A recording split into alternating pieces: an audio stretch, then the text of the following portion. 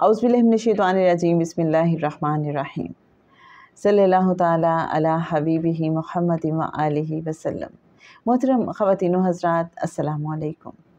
एक बुज़ुर्ग हैं अबुल मुज़फ़्फ़र मोहम्मद बिन अब्दुल्ला। कहते हैं कि एक मरतबा ऐसा हुआ, मैं सफ़र कर रहा था और इस दौरान मैं रास्ता भटक गया। आगे चल के मुझे एक साहब मिले।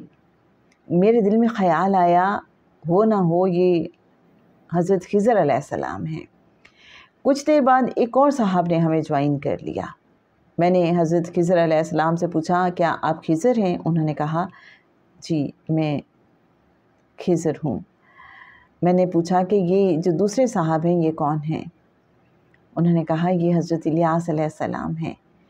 तो मैंने उनसे पूछा, क्या आपने करीम आका सल्लल्लाहु अलैहि वसल्लम की ज़ियारत की है?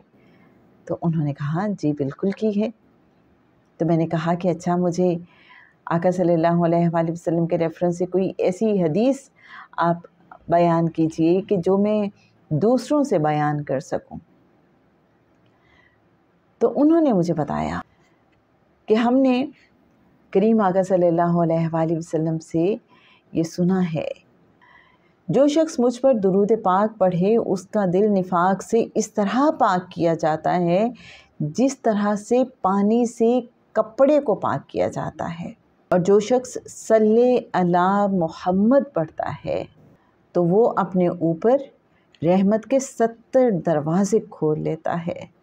तो जनाब, हमें ये समझ आई कि दुरूद पाक पढ़ने से दिलों का निफाक दूर हो जाता है, जो बहुत ज़रूरी है कि दिलों में कोई मुनाफिकत ना हो, प्योरिटी हो, अलाइश ना रहे कोई भी। और इसका हमें बहुत आसान तरीका, नुस्खा मिल गया, दुरूद पाक। और हम में से हर इंसान चाहता है उसकी ज़िंदगी में रहमतें ही रहमतें हों। तो सिर्फ़ एक मरतबा सल्ले अला मोहम्मद पढ़ने से रहमत के 70 दरवाज़े खुल जाते हैं। तो हम इमेजिन तो किया करें कि हमने 70 मरतबा ये दरवाज़े खुलते हुए कैसे देखने हैं। एक मरतबा सल्ले अला मोहम्मद पढ़ा और रहमत के 70 दरवाज़े खुल गए। पढ़ते जाएं हम दुरूद पाक और रहमत के, और कितने दरवाज़े हमारे लिए खुलते चले जाएंगे इंशाअल्लाह।